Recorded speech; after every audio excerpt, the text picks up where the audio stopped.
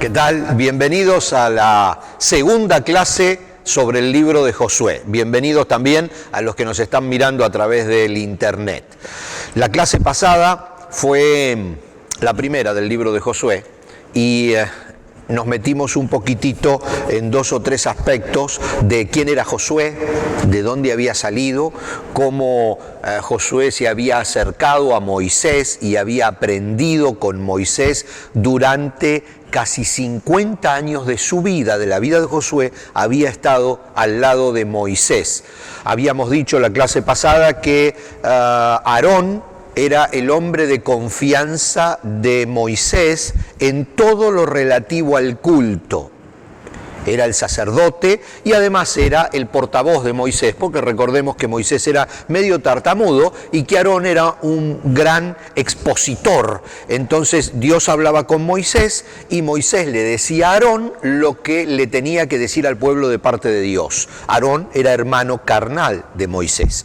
Entonces luego aparece en escena Josué, lo vimos, Moisés lo pone a prueba en una batalla. Josué tiene un gran éxito liderando al pueblo en la batalla, al ejército en la batalla. A partir de ahí Josué está siempre al lado de Moisés, hasta incluso cuando Moisés iba al tabernáculo a recibir las instrucciones de parte de Dios, iba con Josué. Recordemos que Josué fue el que lo esperó a Moisés a mitad de camino cuando Moisés subió al monte Sinaí a buscar las tablas de la ley. Entonces, en varias partes hemos visto la clase pasada cómo Josué aprendía a los pies, digamos, del maestro Moisés en este caso. Por eso en todo el libro de Josué es muy difícil separarlo de Moisés, ya que él mismo hace referencia a Moisés. Y también dijimos en la clase pasada que había otro punto muy importante que teníamos que tener en cuenta cuando estudiáramos el libro de Josué, y era el último mensaje de Moisés antes de morir y antes de entregar el liderazgo a Josué. Correcto.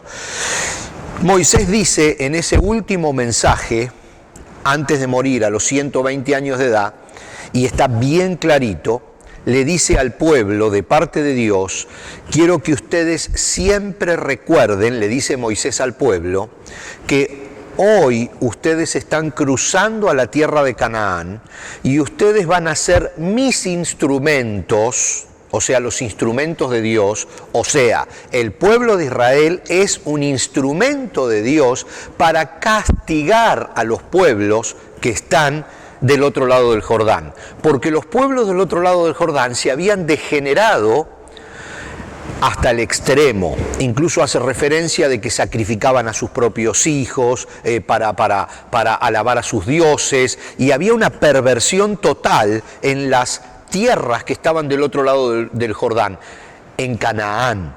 Entre ellos, por supuesto, en la ciudad de Jericó, que era la primera ciudad al cruzar el Jordán y con la cual se encontraron ni bien cruzaron.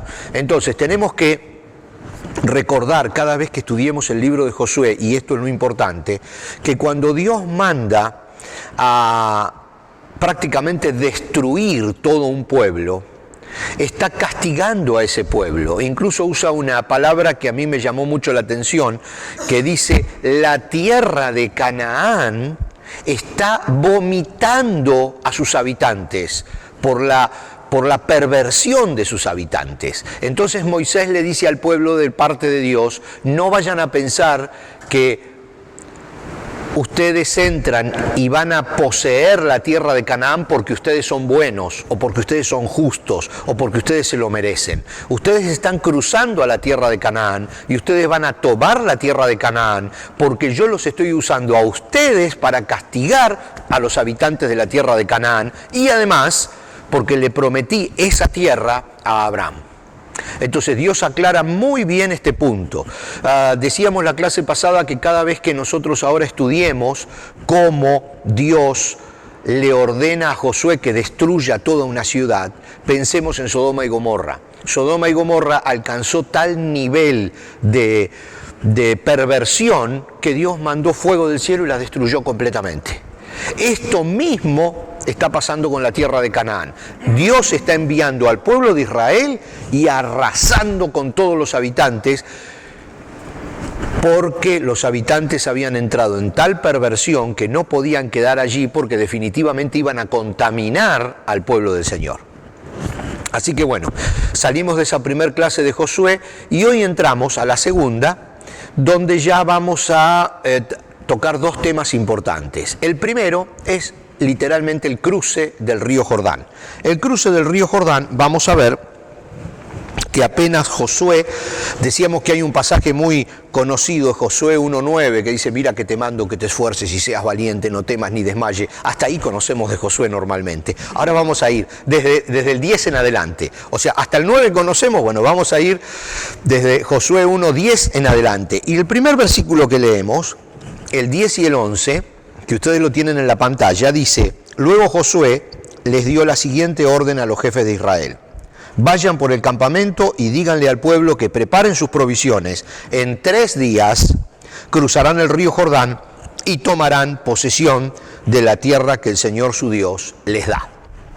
Este versículo viene inmediatamente después de ese donde Dios le dice, mira que te mando que te esfuerces y seas valiente, no temas ni desmayes. Así que ahora entramos concretamente en el cruce del pueblo de Israel a la tierra que antes habitó Abraham y que Dios le prometió para él. Los que venimos siguiendo este estudio desde el Génesis, nosotros no demoramos 40 años, pero más o menos. Ya llevamos como 40 meses con estos temas, así que demoramos bastante en cruzar el Jordán con los israelitas.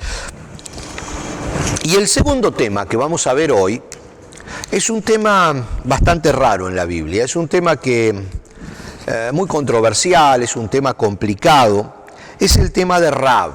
Rahab es la prostituta, la ramera que recibe en su casa a los espías.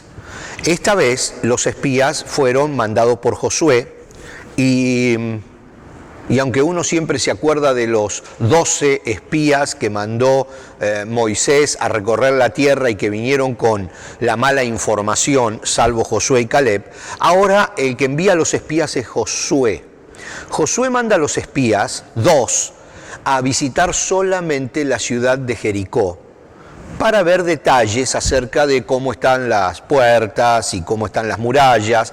Todavía ellos no sabían cómo iban a hacer para atacar una ciudad amurallada como era Jericó. Ya vamos a ver que Dios los ayuda y milagrosamente destruyen esa muralla. Es una historia bien conocida acerca de las murallas de Jericó, pero ya la vamos a estudiar más adelante. Hoy lo que tenemos que ver es que Josué envía esos 2 espías y esos 2 espías se encuentran con esta mujer que tiene mucho que ver con la toma de Jericó y en el resto de la Biblia. Entonces vamos a ir parte por parte, vamos a ir paso por paso porque creo que es interesante. Vamos a comenzar entonces no con el cruce del Jordán, sino con la historia de Rahab, la prostituta. Y vamos a leer. Josué en el capítulo 2, versículo 1 dice, luego Josué envió en secreto a 2 espías desde el campamento israelita que estaba en la arboleda de acacias y les dio la siguiente instrucción. Exploren bien la tierra que está al otro lado del río Jordán, especialmente alrededor de la ciudad de Jericó.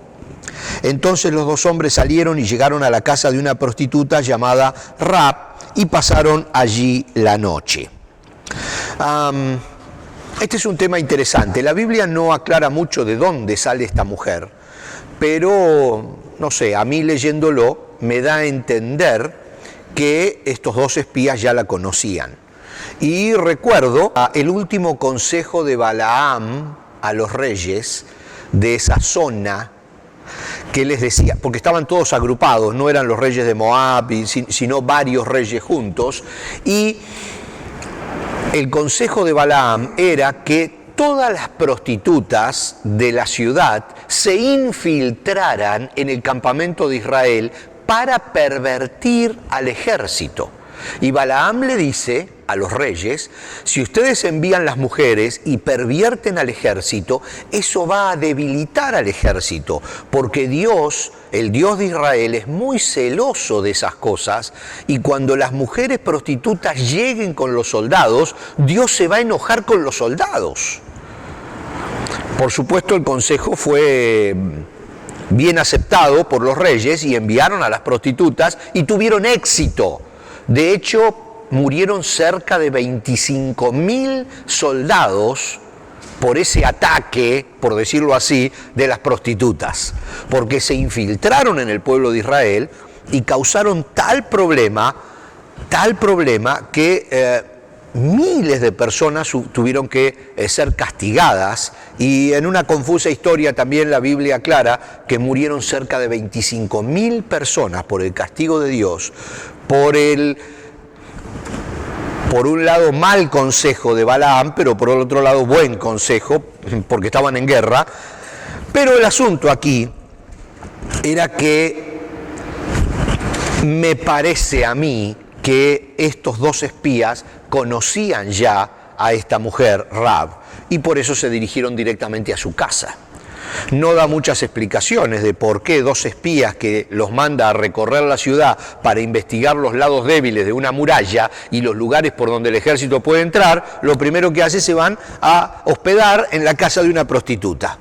Y aparentemente, por el trato y por el diálogo, la prostituta los conocía y ellos conocían a la prostituta y estaba todo bien.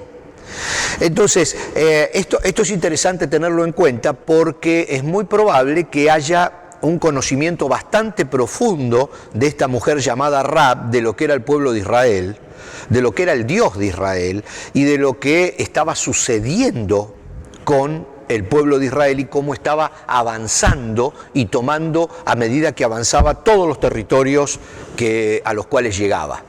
Entonces vemos algunos detalles de esta señora Rahab.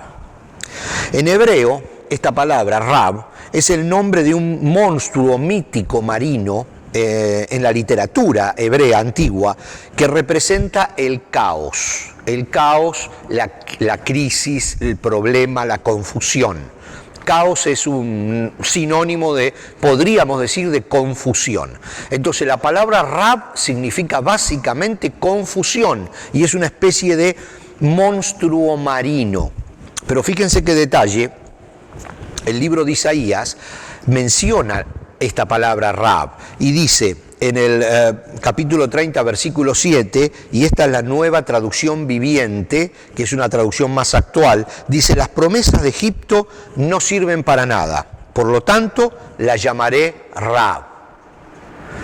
Es exactamente el mismo nombre de esta mujer y significa: las promesas de Egipto no sirven para nada, por lo tanto las llamaré confusión, las llamaré caos. En Salmos 87:4, y aquí les estoy mostrando en la pantalla dos versiones para que vean las diferencias. La versión antigua de la Reina Valera 60 dice: yo me acordaré de Rahab y de Babilonia. Ven que no está hablando de una persona, está hablando de una ciudad.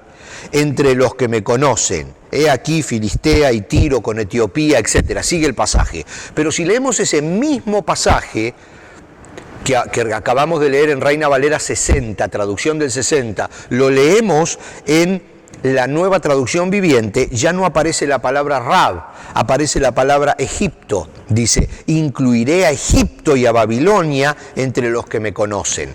O sea que la palabra Rahab se asociaba con Egipto y con caos. Estamos tratando de llegar un poquitito más a fondo con el concepto que tiene que ver con esta mujer. Leemos luego en Josué, en el capítulo 2, y vamos a ver si le encontramos la parte interesante a todo este asunto. Si ustedes me siguen, esto es un poquito largo, así que, pero es bien interesante si me siguen. Dice en Josué 2, del 2 al 23, pero alguien le avisó al rey de Jericó: unos israelitas vinieron aquí esta noche para espiar la tierra. Recordemos que los espías, como leímos antes, apenas entraron a Jericó, se fueron a la casa de Rahab y se hospedaron en la casa de Rahab. Alguien avisó. Es evidente que por la casa de la prostituta pasaba bastante gente, ¿no? Entonces dice, alguien le avisó al rey de Jericó que en la casa de Rahab había unos israelitas. Entonces el rey de Jericó le envió una orden a Rahab: saca fuera a los hombres que llegaron a tu casa porque han venido a espiar el territorio. El rey directamente. Rahab, quien había escondido a los dos hombres, respondió: es cierto, los hombres pasaron por aquí. Hay diálogo entre la prostituta y el rey. Entonces es cierto, dice, los hombres pasaron por aquí, pero yo no sabía de dónde venían. Salieron de la ciudad al anochecer, cuando las puertas estaban por cerrar. No sé hacia dónde fueron. Si se apresuran, probablemente los alcancen. No solo que le miente, sino que hasta le toma el pelo. En realidad la mujer había llevado a los hombres a la azotea, dice la Biblia, de su casa y los había escondido debajo de unos manojos de lino que había puesto allí. Entonces los hombres del rey buscaron a los espías por todo el camino que lleva a los vados del río Jordán, y justo después que los hombres del rey se fueron, cerraron la puerta de Jericó. Esa noche, antes de que los espías se durmieran, Rahab subió a la azotea para hablar con ellos y les dijo: sé que el Señor les ha dado esta tierra. Miren ya, esta señora que habla con el rey, que le miente al rey, sé que el Señor les ha dado esta tierra. Todos tenemos miedo de ustedes. Cada habitante de esta tierra vive aterrorizado, pues hemos oído cómo el Señor les abrió un camino en seco para que atravesaran el Mar Rojo. Está hablando hace 38 años atrás, cuando salieron de Egipto. Y sabemos lo que le hicieron a Sehón y a Og, los dos reyes amorreos al oriente del río Jordán, cuyos pueblos ustedes destruyeron por completo. No es extraño que nuestro corazón esté lleno de temor, dice Rahab. A nadie le queda valor para pelear después de oír semejantes cosas, pues el Señor, su Dios, es el Dios supremo, arriba en los cielos y abajo en la tierra. Ahora, júrenme por el Señor que serán bondadosos conmigo y con mi familia, ya que les di mi ayuda. Denme una garantía de que cuando Jericó sea conquistada, salvarán mi vida y también la de mi padre y mi madre, mis hermanos y mis hermanas y sus familias. Te ofrecemos nuestra propia vida, dicen los dos espías, como garantía por la tuya. Le prometieron ellos: si no nos delatas, cumpliremos nuestra promesa y seremos bondadosos contigo cuando el Señor nos dé la tierra. Entonces, dado que la casa de Rahab estaba construida en la muralla de la ciudad, ella los hizo bajar por una cuerda desde la ventana. O sea que no hizo falta que salieran por ninguna puerta, directamente por la ventana. Huyan a la zona montañosa, les dijo. Escóndanse allí de los hombres que los están buscando por 3 días. Y luego, cuando ellos hayan vuelto, ustedes podrán seguir su camino. Antes de partir, los hombres le dijeron: estaremos obligados por el juramento que te hemos hecho, solo si sigues las siguientes instrucciones. Cuando entremos en esta tierra, tú deberás dejar esta cuerda de color escarlata colgada de tu ventana por donde nos hiciste bajar. Y todos los miembros de tu familia, tu padre, tu madre, tus hermanos y todos sus parientes, deberán estar aquí dentro de la casa.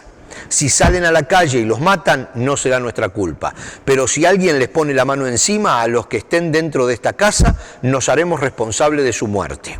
Sin embargo, si nos delatas, quedaremos totalmente libres de lo que nos ata a este juramento. Acepto las condiciones, dijo Rahab. Entonces Rahab los despidió y dejó la cuerda escarlata colgando de la ventana. Los espías subieron a la zona montañosa y se quedaron allí 3 días. Los hombres que los perseguían los buscaron por todas partes a lo largo del camino, pero al final regresaron sin éxito. Luego los 2 espías descendieron de la zona montañosa, cruzaron el río Jordán y le informaron a Josué todo lo que le había sucedido. El Señor nos ha dado el territorio, dijeron, pues toda la gente de esa tierra nos tiene pavor. Acá vemos un pequeño mapa de la tierra, para que más o menos tengamos una idea actual. Ellos, o sea, el pueblo de Israel se encontraba acá, a la derecha del Jordán, acá. Esto es el Jordán, que sigue por acá. Jericó es este puntito rojo que ustedes ven acá, que actualmente sigue estando allí mismo. Toda esta franja, todo lo gris es Israel, todo lo gris. Pero esta parte que ustedes ven aquí en blanco actualmente es Cisjordania. Y este pedacito que está aquí abajo contra el mar es la franja de Gaza, que en estos días está precisamente en discusión su independencia y demás detalles, como ha estado durante décadas. Entonces, el pueblo de Israel estaba acampado aquí. Apenas cruzaba el río, se encontraba con la ciudad de Jericó. Por eso, los espías cruzaron a ver dónde estaba el lugar para poder tomar la ciudad de Jericó. Cuando toman la ciudad de Jericó, por supuesto vamos a volver sobre este punto cuando hablemos del cruce del Jordán. Ahora estamos hablando de Rahab. Recuerden que el punto era Rahab. Cuando cruzan y toman la ciudad, nos fuimos al capítulo 6, dice, mientras tanto Josué le dijo a los 2 espías, cumplan su promesa con la prostituta, vayan a su casa y sáquenla de allí junto con toda su familia. Entonces los hombres que habían sido espías entraron en la casa y sacaron a Rahab, a su padre, a su madre, a sus hermanos y a todos los demás parientes que estaban con ella. Trasladaron a toda la familia a un lugar seguro cerca del campamento de Israel. Luego Josué 6:25 leemos, así que Josué le perdonó la vida a la prostituta Rahab y a los parientes que estaban en su casa, porque ella escondió a los espías que él había enviado a Jericó, y Rahab vive con los israelitas hasta el día de hoy. Pero no solo vive, sino que la encontramos entre los grandes ejemplos de la fe en Hebreos 11. Hebreos 11, 30 y 31, miren, dice, fue por la fe que el pueblo de Israel marchó alrededor de Jericó durante 7 días y las murallas se derrumbaron. Vamos a estudiar esto más adelante. Fue por la fe que Rahab, la prostituta, no fue destruida junto con los habitantes de su ciudad, que se negaron a obedecer a Dios, pues ella había recibido en paz a los espías. O sea que pasó a formar parte del selecto grupo que figura en Hebreos 11 de las personas que vivieron por fe. Rahab, la prostituta. Pero no solo eso, sino que incluso la encontramos a la señora entre los mismos antepasados de Jesús.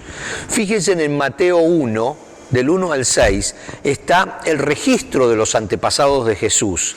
Dice, descendiente de David y de Abraham. Y miren, Abraham fue el padre de Isaac, Isaac fue el padre de Jacob, Jacob fue el padre de Judá y de sus hermanos. Judá fue el padre de Fares y de Sara, la madre de Tamar.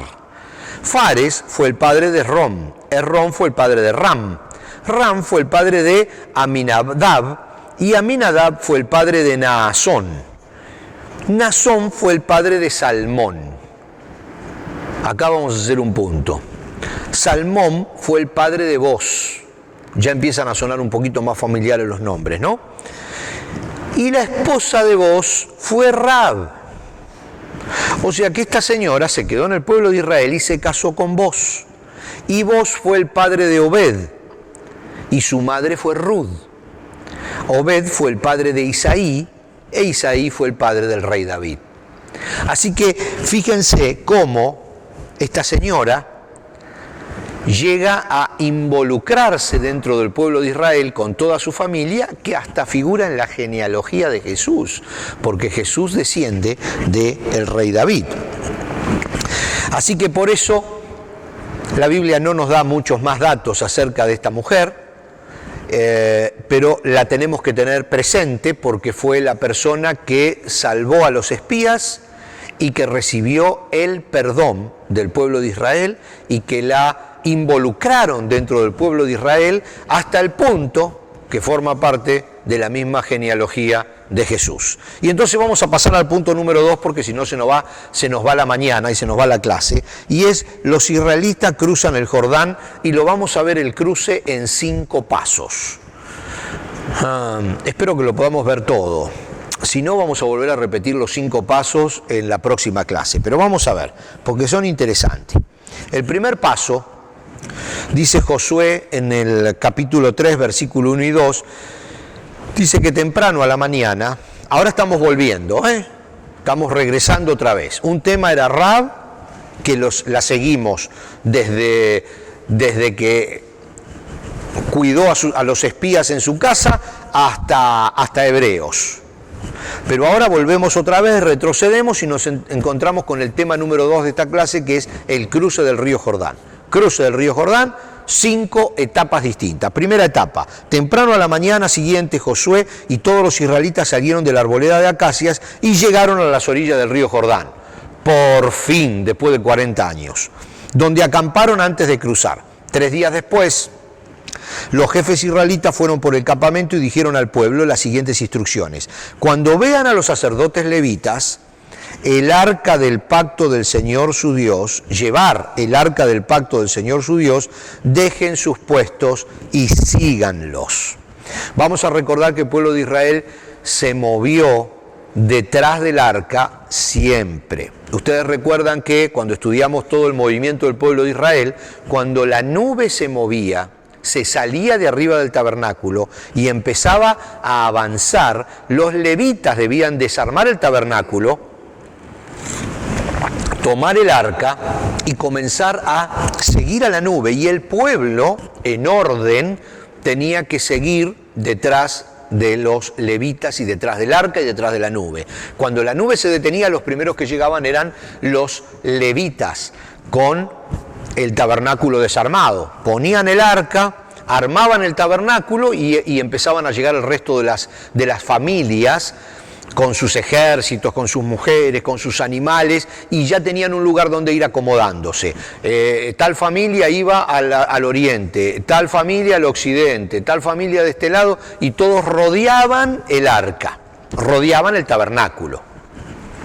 Entonces era el sistema de funcionamiento, y ahora iba a seguir de la misma manera. Llegaron, acamparon a las orillas del río Jordán, y todos los jefes le dijeron: cuando el arca se ponga en movimiento, señores, ustedes detrás del arca, porque vamos a entrar a la tierra prometida de la misma manera que venimos caminando desde que salimos de Egipto, o desde que salieron del Sinaí, porque fue en el Sinaí donde se construyó el tabernáculo. Segundo paso, Josué 3, del 6 al 8. Por la mañana Josué le dijo a los sacerdotes: levanten el arca del pacto y guíen al pueblo hasta el otro lado del río. Cuando lleguen a la orilla del río Jordán, den unos cuantos pasos dentro del río y deténganse allí. Esto es bien importante.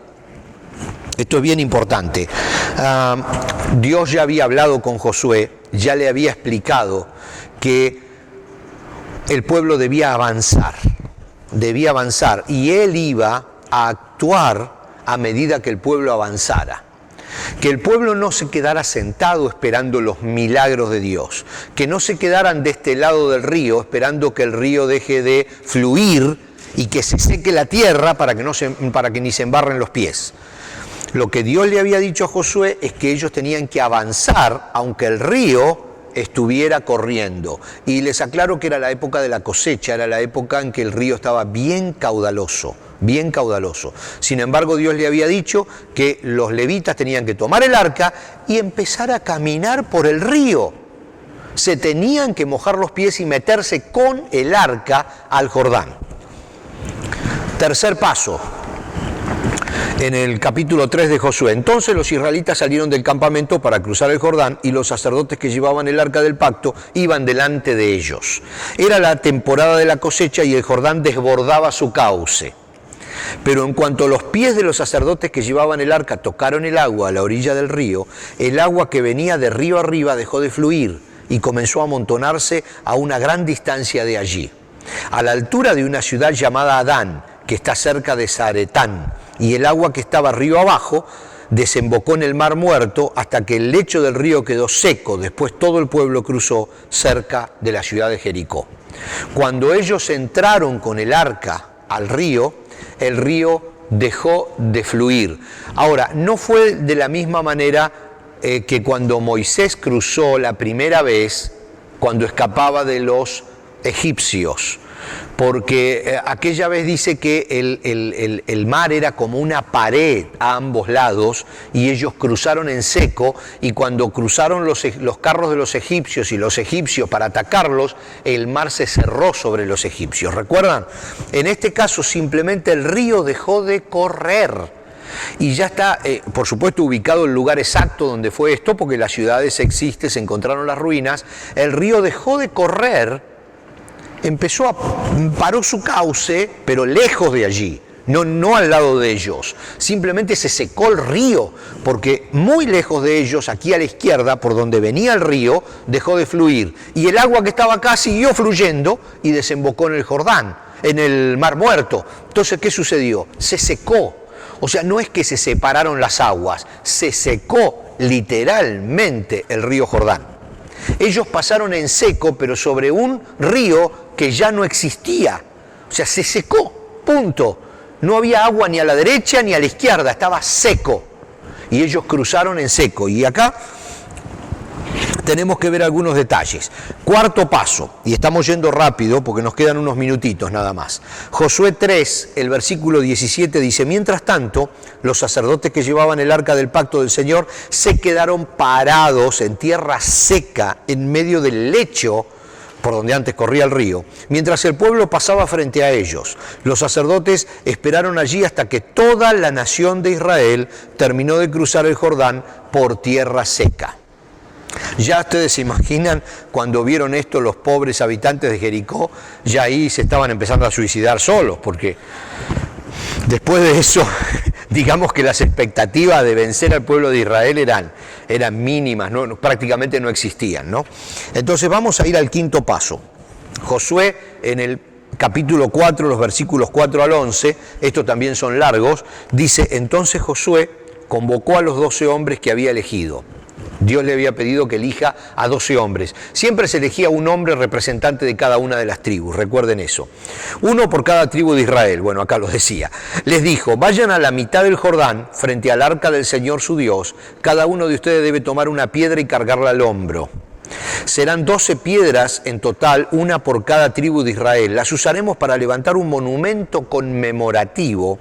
En el futuro sus hijos le preguntarán: ¿qué significan esas piedras? Y ustedes podrán decirles: nos recuerdan que el río Jordán dejó de fluir cuando el arca del pacto del Señor cruzó por allí. Esas piedras quedarán como un recordatorio en el pueblo de Israel para siempre. Así que los hombres hicieron lo que Josué les había ordenado, tomaron 12 piedras del medio del río Jordán, una por cada tribu, tal como el Señor le había dicho a Josué. Josué también apiló otras 12 piedras a la mitad del Jordán, en el lugar donde estaban parados los sacerdotes que llevaban el arca del pacto, y las piedras siguen allí hasta el día de hoy. Los sacerdotes que llevaban el arca estuvieron en medio del río hasta que se llevaron a cabo todos los mandatos del Señor que Moisés le había dado a Josué. Mientras tanto, el pueblo se apresuró a cruzar el lecho del río. Cuando todos estaban a salvo en la otra orilla, los sacerdotes terminaron de cruzar con el arca del Señor mientras el pueblo observaba. Y dice, sigue diciendo Josué 4, 18 al 24, en cuanto los sacerdotes que llevaban el arca del pacto del Señor salieron del lecho del río y sus pies pisaron tierra firme, las aguas del Jordán volvieron a fluir y desembocaron y desbordaron el cauce como antes. El pueblo cruzó el Jordán el 10º día del primer mes. Después acamparon en Gilgal, al oriente de Jericó. Fue allí en Gilgal donde Josué apiló las 12 piedras que había tomado del río Jordán. Entonces Josué les dijo a los israelitas: en el futuro sus hijos preguntarán: ¿qué significan estas piedras? Y ustedes podrán decirles: aquí es donde los israelitas cruzaron el Jordán sobre tierra seca, pues el Señor su Dios secó el río a la vista de ustedes y lo mantuvo seco hasta que todos cruzaran, tal como hizo con el Mar Rojo, cuando lo secó hasta que todos terminaron de cruzar. Lo hizo para que todas las naciones de la tierra supieran que la mano del Señor es poderosa y para que ustedes temieran al Señor su Dios para siempre. Y aquí vemos el cruce del río Jordán, después de los 40 años. Así que creo que hasta en la clase llegamos a un punto donde nos estamos contentos porque logramos llegar hasta donde se estudia el cruce del río Jordán. Vamos a seguir con este tema, por supuesto, porque ahora viene la toma de Jericó. Y la toma de Jericó tiene una enseñanza muy grande para nosotros, ¿recuerdan? Porque las murallas simplemente caen. Y hasta hay un viejo coro que habla de las murallas de Jericó y cómo caen y todo. Son historias muy lindas que las continuamos entonces a partir de la próxima clase.